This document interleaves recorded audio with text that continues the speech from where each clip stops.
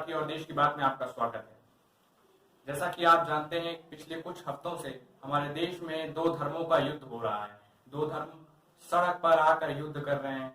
कोई अपनी बात कर रहा है, कोई अपनी बात कर रहा है। समाज का एक वर्ग ऐसा भी है जो शुक्रवार को, आपने जैसा जानते हैं, नमाज के बाद एक साथ कैसे समय बहुत ज्यादा जगहों पर एक समय पर हिंसापूर्ण प्रदर्शन शुरू कर दिए गए थे।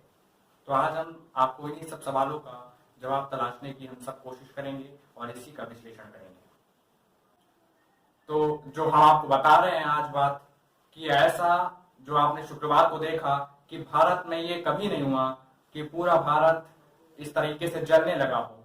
नक्शे में देखिए, आज हम आपको भारत का नक्शा दिखा रहे हैं। ये भारत का नक्शा है और इसमें 14 राज्यों में आज एक साथ एक दिन एक समय पर एक धर्म के लोग सड़कों पर विरोध प्रदर्शन करने के लिए उतर आए।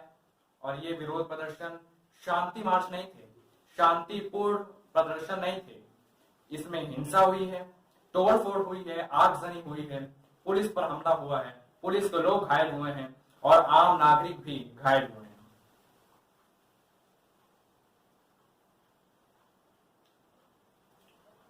तो ये जो भारत है आज इस समय आपको जलता हुआ दिखाई दे रहा है। इस तरीके से असहनशीलता आपने आज तक नहीं देखी होगी। असल में हमारे देश में एक खास धर्म के लोगों ने अब धर्म को इतना बड़ा बना दिया है कि वो ना तो इस देश के लोकतंत्र को अपने धर्म के सामने मानने के लिए तैयार हैं और ना ही संविधान को मानने के लिए तैयार हैं, ना ही कानून व्यवस्था जो हमने बनाई है उसे मानने के लिए तैयार हैं। अब ये खुद को इस देश के संवैधानिक व्यवस्था से ऊपर मानने लगे हैं। और जैसा कि हमने आपको कह रहे हैं, अब ये चाहते हैं कि अदालतें ये खुद लगाएंगे, ये खुद जज बनेंगे, अपनी अदालतें लगाएंगे, लोगों को सजाएं मुकर्रर करेंगे और सजाएं भी ये खुद ही देंगे। जैसा कि आज ये नुपुर शर्मा को इसका पुतला लटकाकर आप देख रहे हैं, कोशिश कर रहे हैं। ये भारत और दुनिया के दूसरे लोकतांत्रिक देशों में बुनियादी फर्क यही है कि वहां दूसरे लोकतांत्रिक देशों में राष्ट्र को और वहां के संविधान को धर्म से ऊपर रखा जाता है। जो बड़े बड़े लोकतांत्रिक देश हैं जैसे अमेरिका, यूरोप के जो देश हैं, जो फ्रांस है, वहां संविधान सबसे ऊपर है और सब लोगों को कहा जाता है कि आप अपने धर्म का पालन कीजिए लेकिन संविधान के दायरे में रहते हुए, और लोग करते हैं। आप फ्रांस में देख लीजिए, अमेरिका में देख लीजिए, यूरोप के कई देशों में देख लीजिए। अब आते हैं मुस्लिम देश।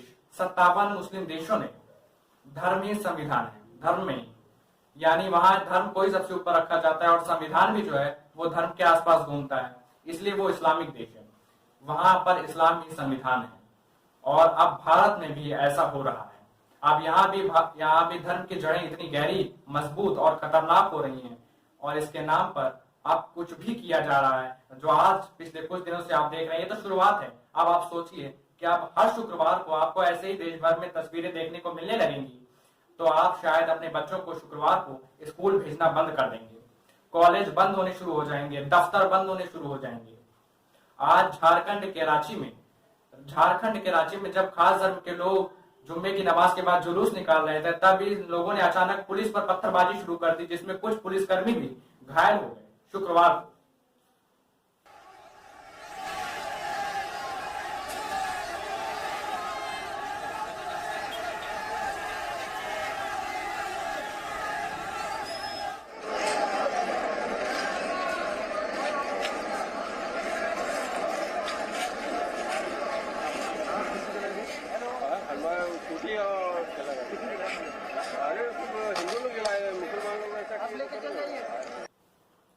आज बस आप देखते जाइए, थक जाएंगे आप देखते देखते कि तस्वीरें खत्म नहीं होंगी, लेकिन शहर खत्म नहीं होंगे, राज्य खत्म नहीं होंगे। पिछले कुछ हफ्तों से क्या हो रहा है हमारे देश में। महाराष्ट्र के सोलापुर में भी इतना विशाल प्रदर्शन हो रहा है कि पैर रखने तक की जगह नहीं थी और इस प्रदर्शन में 5000 से ज्यादा लोग शामिल हुए और ये सभी लोग एक ही मांग कर रहे थे कि पैगंबर मोहम्मद साहब का अपमान करने वालों को फांसी होनी चाहिए, उससे कम में हम नहीं मानेंगे।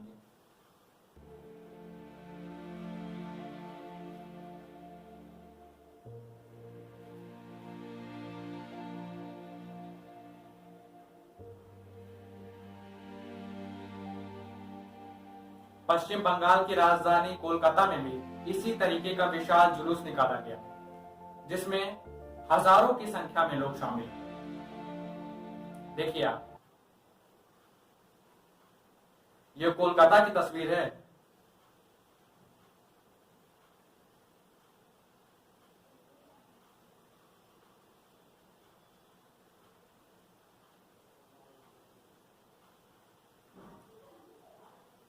और भारत की राजधानी दिल्ली के जामा मस्जिद के बाहर भी आज इस मुद्दे पर काफी हंगामा हुआ है। शुक्रवार को काफी विरोध प्रदर्शन हुए हैं, नारेबाजी हुई है। आप देखिए।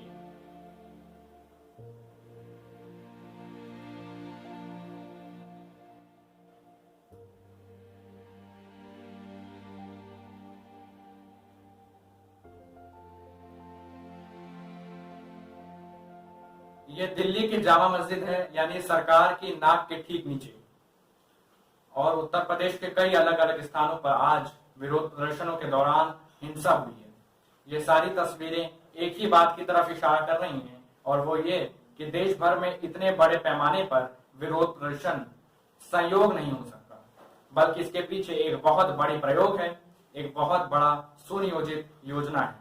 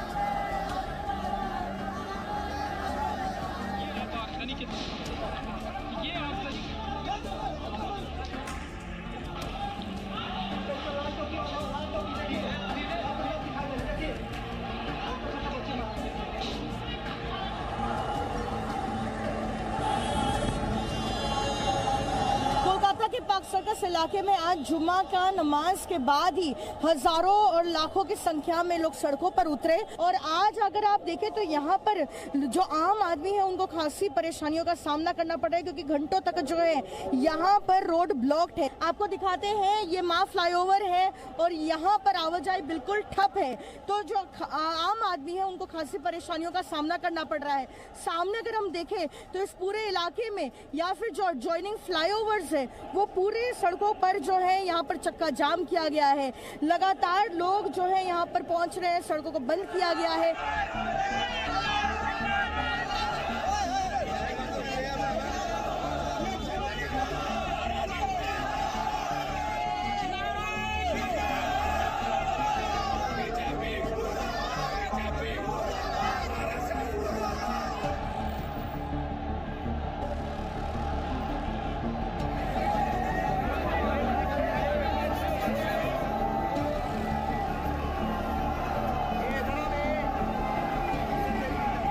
हर व्यक्ति की फोटो आ जाती है, फोटो से जो है पहचान भी हो जाती है।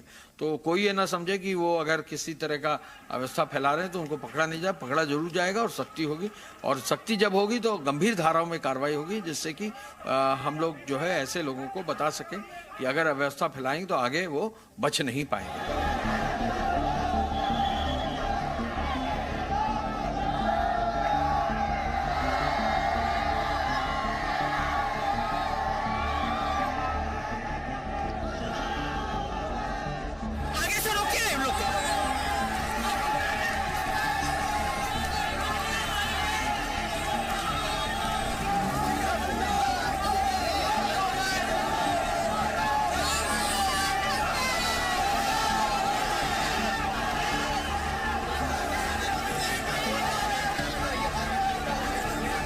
वहाँ पे से उनको खदेड़ा जा रहा था तो कुछ एक दो दुकानों पे उन्होंने लूटपाट करने का प्रयास किया। कुछ जो वाहन खड़े थे उनको पलटने का प्रयास किया। उसी समय लाठीचार्ज हुआ, सबको डिस्पर्स किया गया।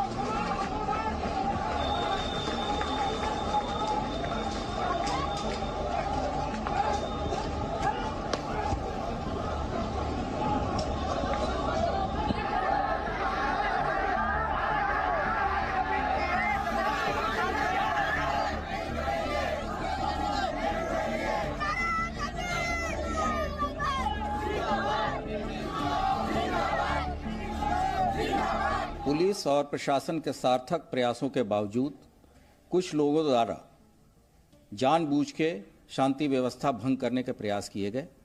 ऐसे सभी व्यक्तियों को चिन्हित कर लिया गया है जिन्होंने तोड़फोड़ की है। इनके विरुद्ध गंभीर धाराओं में अभियोग पंजीकृत कराया जा रहा है।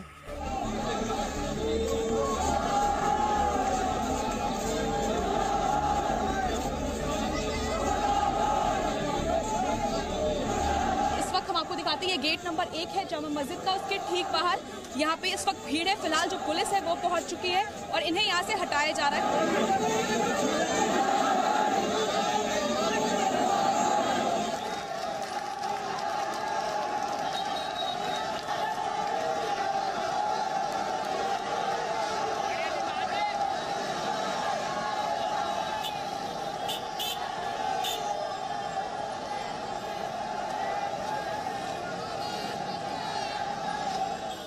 इस्लाम जो है वो अमन का मजहब है, इस्लाम जो है वो शांति का मजहब है। यकीनन लोगों के अंदर गुस्सा है। हम भी ये मांगनी करते हैं कि नुपुर शर्मा को फांसी की सजा मिलनी चाहिए करके, वरना अगर उसे आसानी से छोड़ दिया गया तो उसका कोई अंत ही नहीं रहेगा। हम तो ये कह रहे हैं किसी भी जाति, किसी भी धर्म, किसी भी धार्मिक गुरु, किसी भी हमारे नबी के खिलाफ अगर कोई बोलता है तो ऐसा कानून लाया जाए कि उसके ऊपर सख्त कार्रवाई होनी चाहिए, फौरन कार्रवाई होनी चाहिए। नहीं हो रही है, इस वजह से पार्टी से निकालना ये हिंसा तो हो गई, अब कार्रवाई की बारी है। उत्तर प्रदेश में अब तक हिंसा के आरोप में 116 लोगों को गिरफ्तार किया जा चुका है, जिसमें 45 लोग अकेले सहारनपुर में गिरफ्तार हुए हैं। और शुरुआती जांच में इस हिंसा के पीछे AIMIM यानी ओवैसी की पार्टी का नाम आ रहा है। यह असदुद्दीन ओवैसी की पार्टी है। ये घटना भारत के लोकतांत्रिक व्यवस्था के लिए एक बहुत बड़ी चुनौती मानी जा रही है। आज तेलंगाना में शुक्रवार को एक ऐसे ही जुलूस के दौरान प्रदर्शनकारियों ने भारत के तिरंगे के साथ भी छेड़छाड़ किया और इन लोगों ने तिरंगे के बीच में अशोक चक्र को हटाकर यहाँ पर अशोक चक्र की जगह इस्लामिक कलमा लिख दिया। अब आप समझ गए होंगे कि हम ये क्यों कह रहे हैं कि इन लोगों के लिए धर्म से ऊपर कुछ नहीं है। और इस देश का संविधान भी इन लोगों को अब समझ में नहीं आ रहा है। अब आप सोचिए, तिरंगे की ये हालत करना चाहते हैं, ये तिरंगे से अशोक चक्र हटाकर अब उस पर ये कलमा लिखना चाहते हैं और ये वो उन्होंने आज लिख भी दिया। ये है इनके असली इरादे। तो चलिए आज के लिए बस इतना ही, मिलते हैं आपसे जल्दी। तब तक के लिए खुश रहिए, सुरक्षित रहिए। नमस्कार।